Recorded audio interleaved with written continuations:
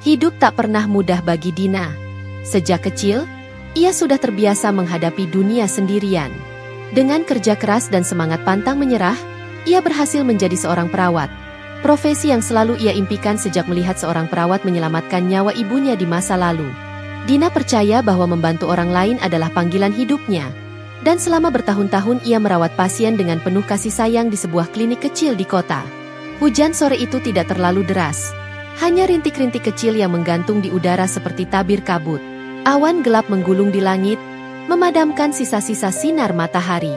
Dina duduk di bangku kayu di taman kecil dekat klinik tempat ia pernah bekerja.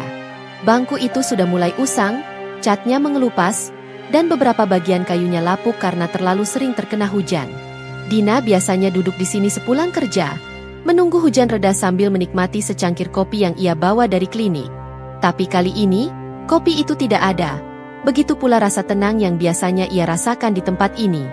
Di tangannya tergenggam selembar surat pemberhentian kerja. Kertas itu basah di ujungnya, tetapi tulisan hitam di atas putihnya masih jelas. Dengan berat hati, kami informasikan bahwa klinik kami akan ditutup secara permanen karena kendala finansial. Setiap kata terasa seperti pisau yang menusuk hatinya. Ia membaca surat itu berulang kali, seolah berharap ada yang berubah, tapi kenyataan tetap tak terelakkan. Klinik kecil itu, yang selama bertahun-tahun menjadi tempat Dina menyalurkan kasih sayang dan dedikasinya untuk para pasien, kini hanyalah bagian dari masa lalu. Hujan yang jatuh di atas dedaunan menciptakan simfoni pelan yang seharusnya menenangkan. Tetapi bagi Dina, suara itu hanya menambah rasa kesepian. Di kejauhan, anak-anak berlari kecil menembus hujan, tertawa tanpa beban. Sementara Dina hanya bisa memandang mereka dengan pandangan kosong. Hidup seolah melambat di sekelilingnya, tetapi di kepalanya, pikiran-pikiran melesat tanpa henti. Bayangan tagihan-tagihan yang menumpuk di meja dapurnya kembali menghantuinya. Ia mengingat wajah petugas penagih utang yang beberapa hari lalu mengetuk pintunya. Suaranya masih terngiang-ngiang, "Kalau ibu tidak bisa melunasi bulan ini, kami terpaksa mengambil tindakan." Nada ancaman itu membuat dadanya sesak. Dina menghela napas panjang, mencoba mengusir rasa takut yang menyelinap. Ia memeluk tubuhnya sendiri, bukan hanya karena dingin hujan, tetapi juga untuk mencari kehangatan dari rasa kehilangan dan kesepian yang makin mencekam. Dina mencoba mengingat kembali bagaimana hidupnya bisa sampai ke titik ini. 7 tahun ia bekerja di klinik itu, merawat pasien-pasien dengan sepenuh hati. Tidak hanya memberikan obat atau membersihkan luka, tetapi juga mendengarkan keluhan, memberikan nasihat, bahkan kadang membantu mencari solusi untuk masalah mereka di luar kesehatan. Namun, semua pengabdian itu tak bisa menyelamatkan klinik dari kebangkrutan.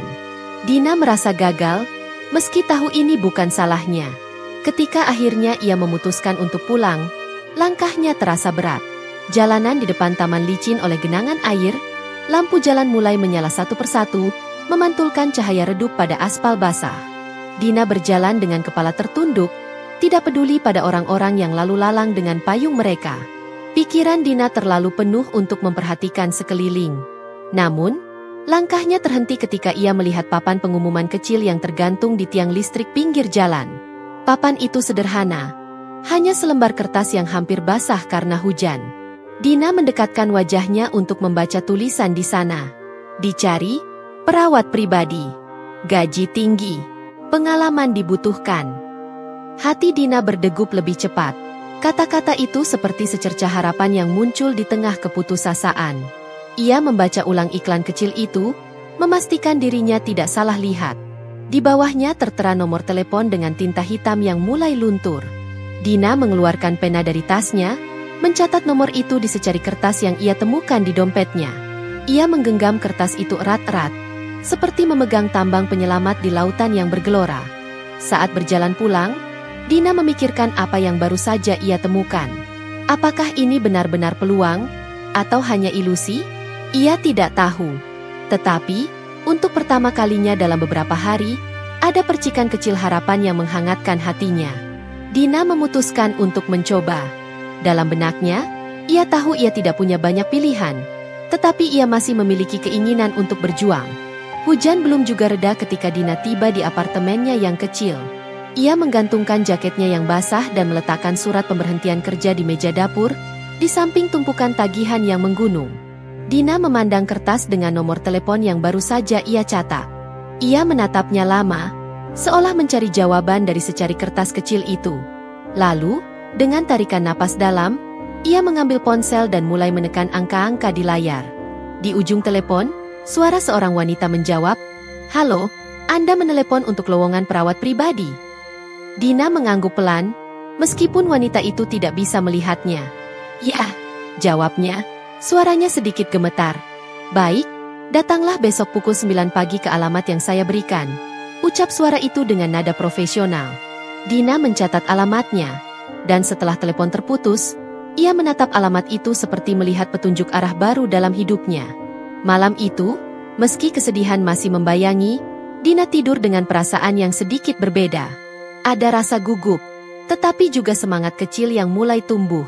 Di tengah semua kejatuhan yang ia alami, Dina merasakan sesuatu yang tak ia sadari sebelumnya.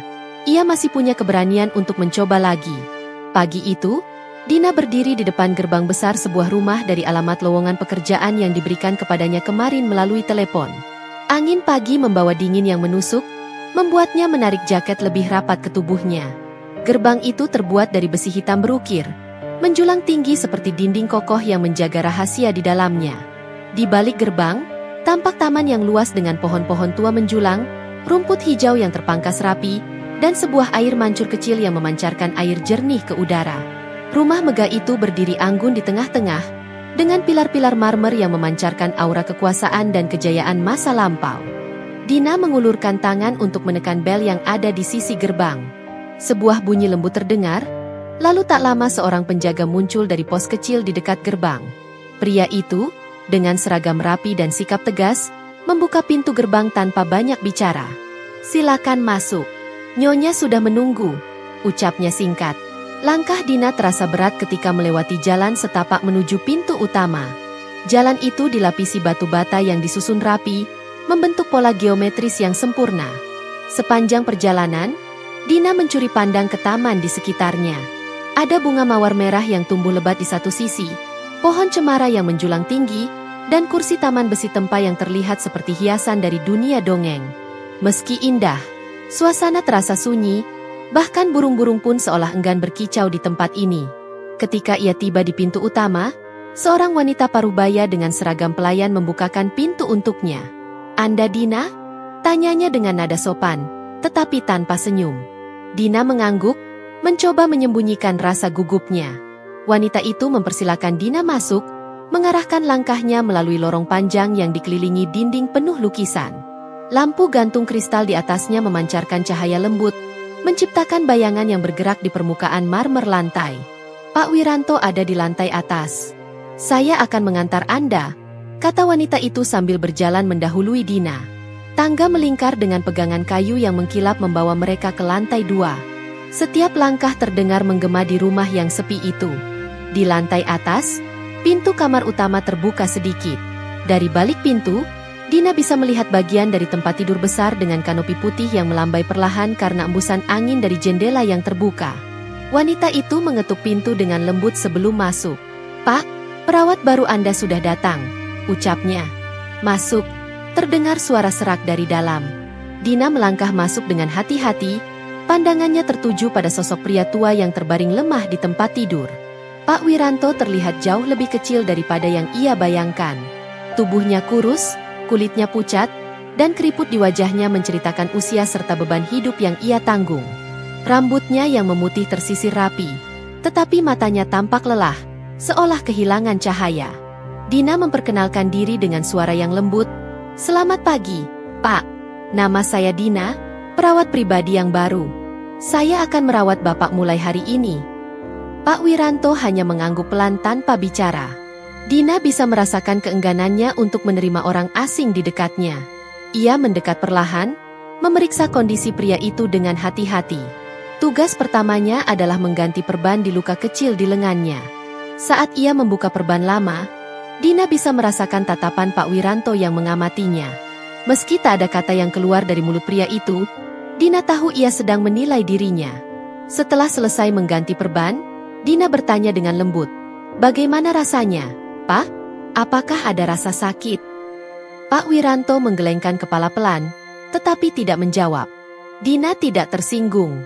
Ia tahu, orang seperti Pak Wiranto mungkin butuh waktu untuk mempercayai orang lain. Dina memutuskan untuk memberinya ruang, menyelesaikan tugas-tugas lain tanpa mengganggu lebih banyak.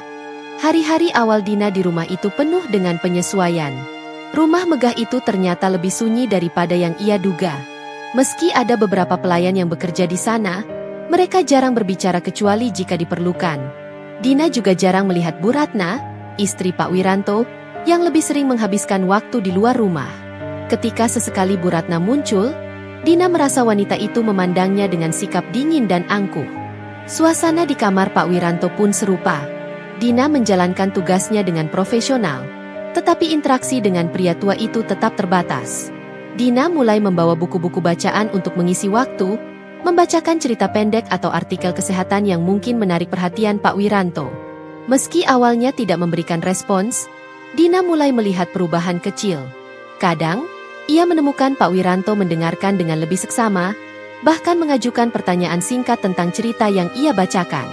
Suatu sore, ketika Dina sedang membersihkan meja di samping tempat tidur, ia mendengar suara pelan dari Pak Wiranto. "Kamu sudah lama jadi perawat?" Dina berhenti sejenak, terkejut dengan pertanyaan itu. "Ya, Pak. Sudah hampir 7 tahun saya bekerja sebagai perawat." Pak Wiranto mengangguk pelan, seolah memikirkan sesuatu. "Kamu mengingatkan saya pada seseorang." Dina menoleh dengan alis terangkat. "Siapa, Pak?" Namun, pria tua itu tidak menjawab, hanya mengalihkan pandangannya keluar jendela. Dina tidak mendesak, tetapi rasa penasaran mulai tumbuh di dalam dirinya. Ia merasa, ada sesuatu di balik sikap dingin Pak Wiranto, sesuatu yang lebih dalam dari sekadar keengganan berbicara dengan orang baru. Rumah megah itu menyimpan banyak rahasia, dan Dina mulai merasakannya. Malam-malam di sana terasa dingin dan suram, dengan suara langkah kaki yang menggema di lorong-lorong panjang. Kadang-kadang, Dina merasa seolah sedang diawasi, meski ketika ia menoleh, tidak ada siapapun di sana. Suasana itu membuat Dina merasa sedikit tidak nyaman, tetapi ia berusaha fokus pada pekerjaannya. Meski perlahan mulai terbiasa, Dina menyadari bahwa rumah itu bukan sekadar tempat tinggal mewah.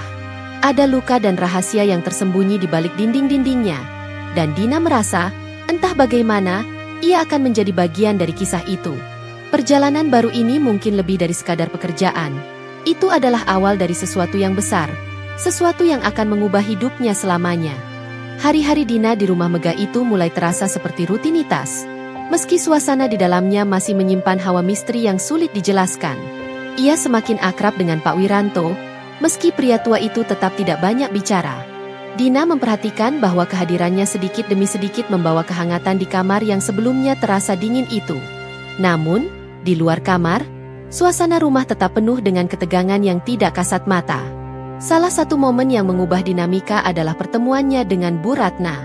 Suatu sore, setelah selesai mengganti perban di lengan Pak Wiranto, Dina berjalan ke dapur untuk mengambil teh hangat.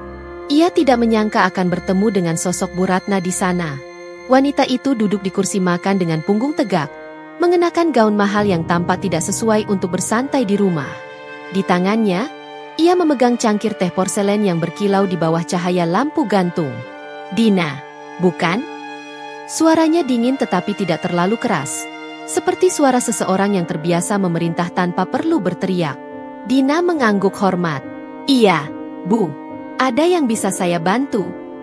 Bu Ratna menatapnya dengan mata tajam yang menyelidik, seolah sedang mengukur nilai Dina. "Kamu sudah lama bekerja di rumah ini?" "Baru beberapa hari, Bu," jawab Dina sopan, meski ia merasakan tekanan dari cara wanita itu berbicara. Bu Ratna tersenyum kecil, tetapi senyuman itu tidak memberikan kesan ramah. Semoga kamu tahu tempatmu di sini. Pak Wiranto itu sudah terlalu tua untuk membuat keputusan yang benar. Jadi, jika kamu butuh apa-apa, lebih baik bicara padaku." Dina mengangguk tanpa bicara, merasa tidak nyaman dengan percakapan itu. Ada sesuatu dalam nada suara Bu Ratna yang mengisyaratkan niat tersembunyi. Hari-hari berikutnya, Dina mulai memperhatikan sesuatu yang aneh tentang Bu Ratna. Wanita itu jarang sekali terlihat mengunjungi suaminya. Ketika Pak Wiranto mengalami hari yang sulit, seperti demam atau rasa sakit di tubuhnya, Dina tidak pernah melihat Bu Ratna datang ke kamar untuk menanyakan kabarnya. Sebaliknya, ia sering mendengar suara tawa dari lantai bawah, di mana Bu Ratna menghabiskan waktu dengan teman-temannya, merencanakan pesta, atau membahas belanjaan mewah. Suatu malam, ketika Dina sedang mempersiapkan obat-obatan Pak Wiranto, ia mendengar percakapan samar dari lorong di luar kamar. Dina berhenti sejenak, mencoba menangkap kata-kata yang diucapkan dengan nada rendah. Itu adalah suara Bu Ratna, berbicara dengan seseorang yang tidak Dina kenal. Meskipun tidak bisa mendengar seluruh isi percakapan, beberapa kata seperti warisan, jual, dan perusahaan membuat Dina merasakan firasat buruk. Kecurigaan Dina terhadap Bu Ratna mencapai puncaknya ketika wanita itu secara langsung menghadapinya. Suatu sore, ketika Dina sedang mengatur obat-obatan di kamar Pak Wiranto, Bu Ratna masuk tanpa mengetuk. Kehadirannya membuat udara di kamar terasa tegang. Dina menghentikan pekerjaannya dan berdiri tegak, menunggu apa yang akan dikatakan wanita itu. Dina, Bu Ratna mulai dengan nada manis yang terdengar palsu. Kamu tahu, hidup ini penuh pilihan. Kamu mungkin orang yang baik, tapi kebaikan tidak selalu membayar tagihan, bukan? Dina mengerutkan kening, tetapi tidak menjawab. Bu Ratna berjalan mendekatinya, membawa aroma parfum mahal yang menyengat. Aku tahu kamu punya masalah keuangan. Aku bisa membantumu. Tapi ada syaratnya. Lanjutnya dengan nada licik. Kamu hanya perlu sedikit lebih santai dalam merawat suamiku. Tidak perlu selalu memberikan obat tepat waktu. Tidak perlu terlalu teliti. Biarkan waktu yang bekerja. Dina terdiam, merasakan darahnya mendidih. Tawaran itu bukan hanya penghinaan terhadap profesinya, tetapi juga terhadap prinsip-prinsip yang ia junjung tinggi. Dina menarik napas dalam-dalam sebelum menjawab dengan suara tenang tetapi tegas. Maaf, Bu. Tugas saya adalah merawat Pak Wiranto sebaik mungkin. Saya tidak bisa mengkhianati amanah saya. Bu Ratna menatap Dina dengan tajam. Senyumannya hilang dalam sekejap. Kamu akan menyesali ini, ucapnya dingin sebelum berbalik dan meninggalkan kamar. Dina merasa semakin yakin bahwa ada sesuatu yang lebih besar di balik sikap Bu Ratna. Ia mulai memperhatikan lebih banyak detail. Dokumen-dokumen yang tampaknya penting di meja kerja Pak Wiranto, percakapan para pelayan yang seringkali terputus ketika ia masuk ke ruangan, dan rasa takut yang tak terucap di wajah beberapa orang di rumah itu. Suatu hari, Dina menemukan sesuatu yang tidak sengaja tertinggal di meja ruang tamu. Sebuah amplop berisi dokumen yang seharusnya bersifat rahasia. Dina tidak berniat mencampuri urusan pribadi keluarga itu, tetapi rasa ingin tahunya terlalu kuat. Ketika ia membuka amplop itu, ia menemukan laporan keuangan perusahaan Pak Wiranto. Ada angka-angka yang mencurigakan, dan tanda tangan Bu Ratna muncul di beberapa dokumen. Dina tidak mengerti seluruh isi laporan itu, tetapi ia tahu ada yang tidak beres. Setelah penolakan Dina terhadap tawaran Bu Ratna, suasana di rumah semakin tidak bersahabat. Pelayan-pelayan mulai menjaga jarak darinya, dan Dina merasa seolah sedang diawasi setiap saat. Namun, ia tidak membiarkan rasa takut menghentikannya. Dina tahu bahwa ia harus melindungi Pak Wiranto, bukan hanya dari penyakitnya, tetapi juga dari ancaman yang lebih besar. Dina mulai menyusun rencana. Ia mencatat semua hal mencurigakan yang ia temukan, dari percakapan samar hingga dokumen-dokumen yang mencurigakan. Ia juga mulai mencari dukungan dari luar, menghubungi seorang pengacara yang pernah ia kenal saat bekerja di klinik. Meskipun ini berarti mengambil risiko besar, Dina tahu ia tidak bisa membiarkan ketidakadilan terus berlangsung di rumah itu. Hari itu, hujan kembali turun di luar rumah megah Pak Wiranto. Tetesan air membasahi jendela besar kamar tempat Pak Wiranto berbaring. Dina duduk di sisi tempat tidur, memegang sebuah buku tua yang telah menguning di beberapa halamannya.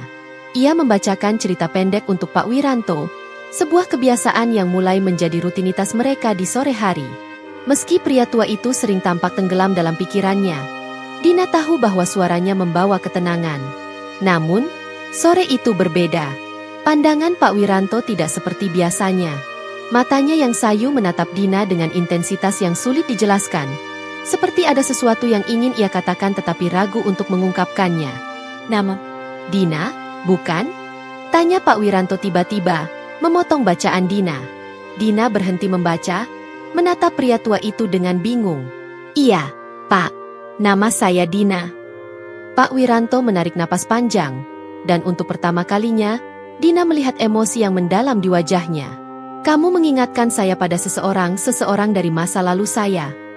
Dina meletakkan buku di pangkuannya, mencoba memahami maksud Pak Wiranto. Siapa, Pak? Tanyanya dengan lembut. Pria tua itu tidak segera menjawab. Ia melirik ke arah lemari kayu besar di sudut ruangan, seperti sedang mempertimbangkan sesuatu. Akhirnya, ia mengangkat tangan, menunjuk lemari itu dengan gerakan pelan.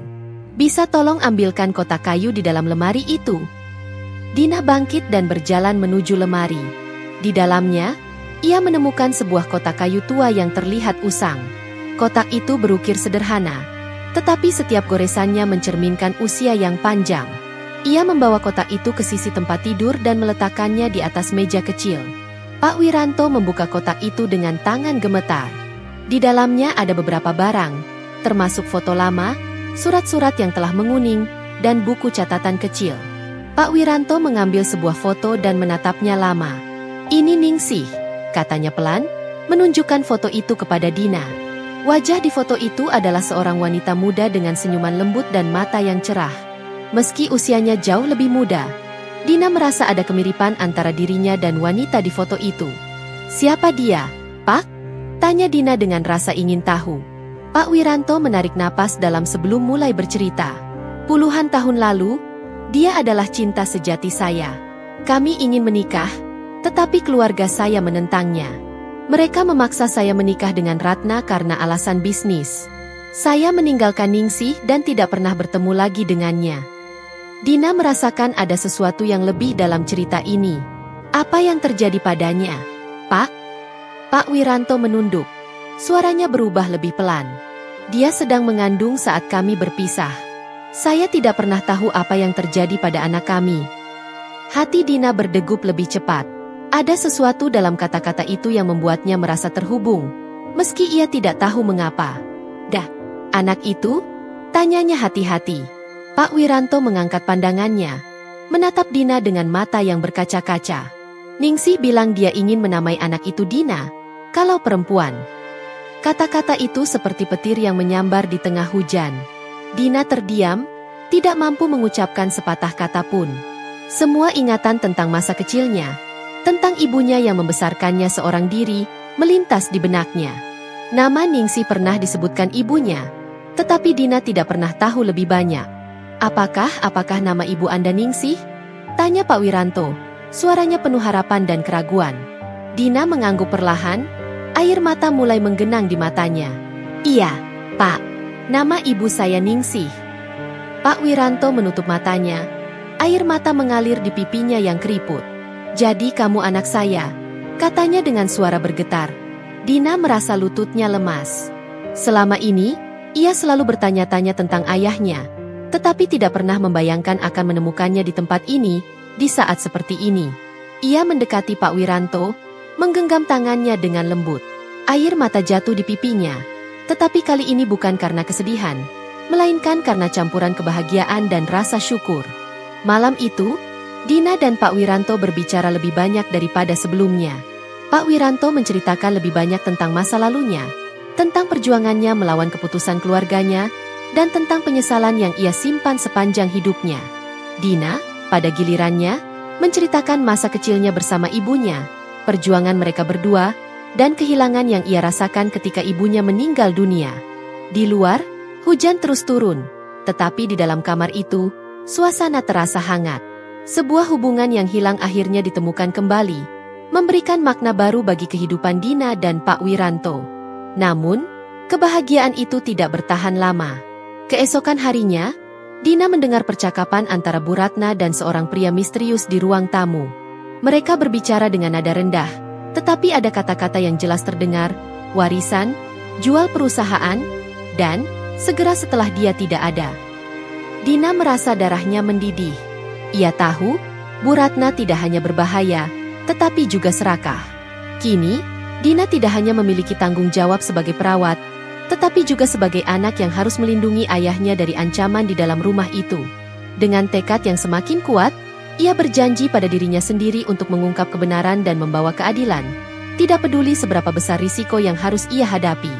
Langit berubah mendung, Seolah alam turut merasakan ketegangan yang memenuhi rumah megah Pak Wiranto.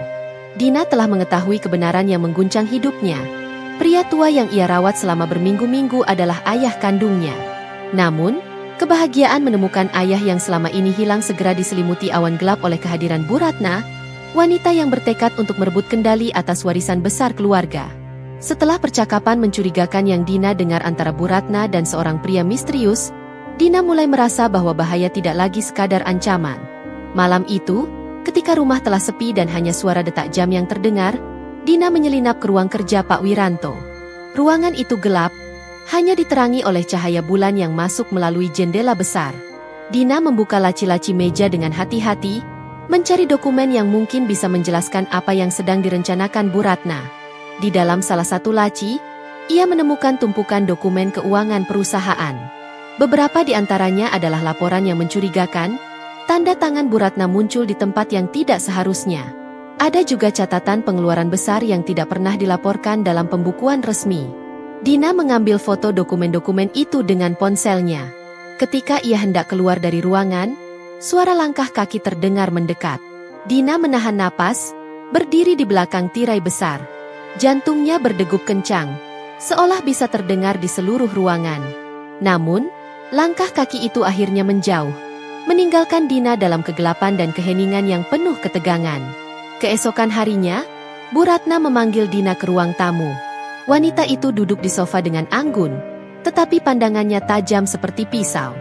"Dina," katanya dengan nada manis yang tidak tulus, "saya dengar kamu sering ke ruang kerja suami saya. Ada sesuatu yang kamu cari di sana?" Dina merasa ada perangkap dalam pertanyaan itu, tetapi ia tetap tenang. "Tidak, Bu. Saya hanya membersihkan ruangan seperti biasa." Bu Ratna tersenyum kecil, tetapi senyuman itu dingin. "Kamu tahu, Dina, terlalu banyak tahu tentang urusan keluarga ini bisa berbahaya. Saya hanya ingin mengingatkanmu, jangan mencampuri hal-hal yang bukan urusanmu." Dina membalas dengan senyuman sopan, meski dalam hatinya ia merasa marah. Ia tahu bahwa Bu Ratna mulai curiga padanya, tetapi ia tidak akan mundur. Malam itu, Dina menemui ayahnya di kamar.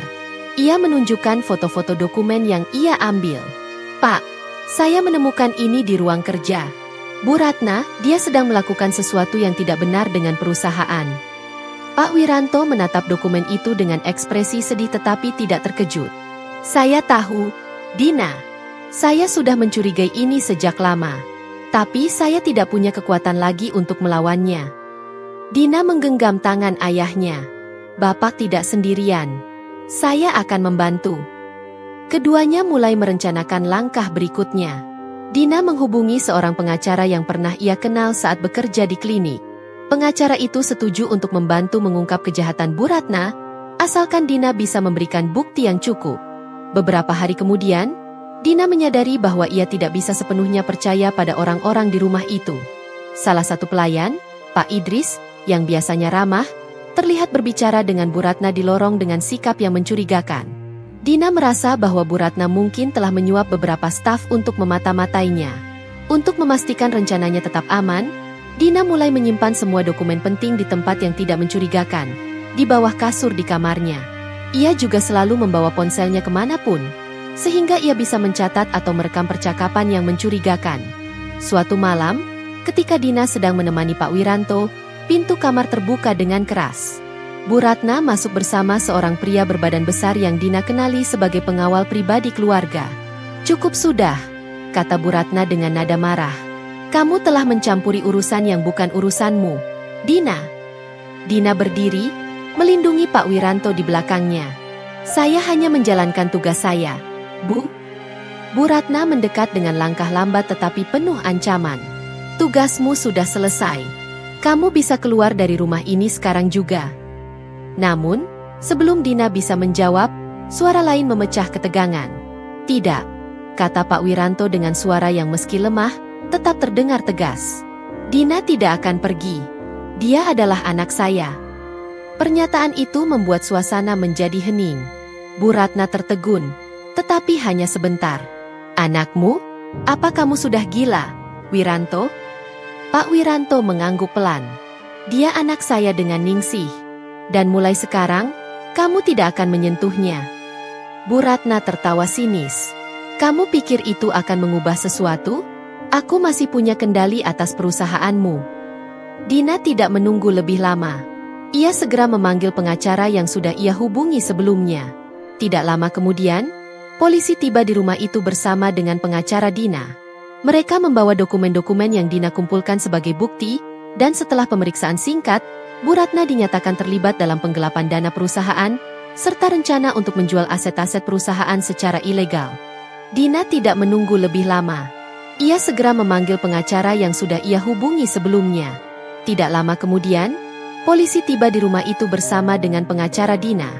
Mereka membawa dokumen-dokumen yang Dina kumpulkan sebagai bukti, dan setelah pemeriksaan singkat, Bu Ratna dinyatakan terlibat dalam penggelapan dana perusahaan, serta rencana untuk menjual aset-aset perusahaan secara ilegal. Bu Ratna dibawa pergi oleh polisi, tetapi Dina tahu bahwa perjuangan mereka belum selesai. Meski begitu, untuk pertama kalinya dalam waktu yang lama, Dina merasa lega. Ia telah melindungi ayahnya, dan keadilan akhirnya ditegakkan. Pak Wiranto memegang tangan Dina dengan erat. Terima kasih, Dina. Kamu telah menyelamatkan saya, bukan hanya sebagai ayah, tetapi juga sebagai manusia. Dina tersenyum, meski matanya masih berkaca-kaca. Ia tahu bahwa perjalanannya baru saja dimulai, tetapi ia juga tahu bahwa ia tidak lagi sendirian. Pagi itu, sinar matahari menerobos masuk melalui jendela besar di ruang tamu rumah Pak Wiranto. Dina duduk di kursi dekat jendela, memandangi taman yang mulai hidup kembali. Bunga-bunga bermekaran, dan burung-burung kecil hinggap di cabang pohon mangga tua di sudut taman. Kehidupan yang dulu terasa suram kini berubah menjadi sesuatu yang penuh harapan. Dina menghela napas panjang, merasakan kedamaian yang mulai mengisi hatinya. Di ruangan itu, Pak Wiranto berjalan perlahan dengan bantuan tongkat. Meski tubuhnya belum pulih sepenuhnya, ada semangat baru di dalam dirinya. Dina tersenyum melihat ayahnya yang kini tampak lebih hidup. Bapak sudah jauh lebih baik, katanya, membantu pria tua itu duduk di sofa. Pak Wiranto mengangguk pelan. Semua ini berkat kamu, Dina. Kamu bukan hanya menyelamatkan hidupku, tetapi juga membawaku kembali pada apa yang benar-benar penting. Hari-hari mereka kini diisi dengan rencana besar untuk membangun kembali perusahaan farmasi keluarga. Tidak lagi berfokus hanya pada keuntungan, tetapi menciptakan dampak positif bagi masyarakat. Dina membawa visi yang baru, mencerminkan nilai-nilai yang ia pegang teguh, integritas, kejujuran, dan cinta kepada sesama. Pak, kita harus memastikan bahwa semua orang bisa mendapatkan obat dengan harga terjangkau, kata Dina dalam salah satu diskusi mereka. Kalau perusahaan ini berdiri untuk membantu orang lain, maka kita bisa mengembalikan kepercayaan masyarakat. Pak Wiranto tersenyum bangga. Kamu benar.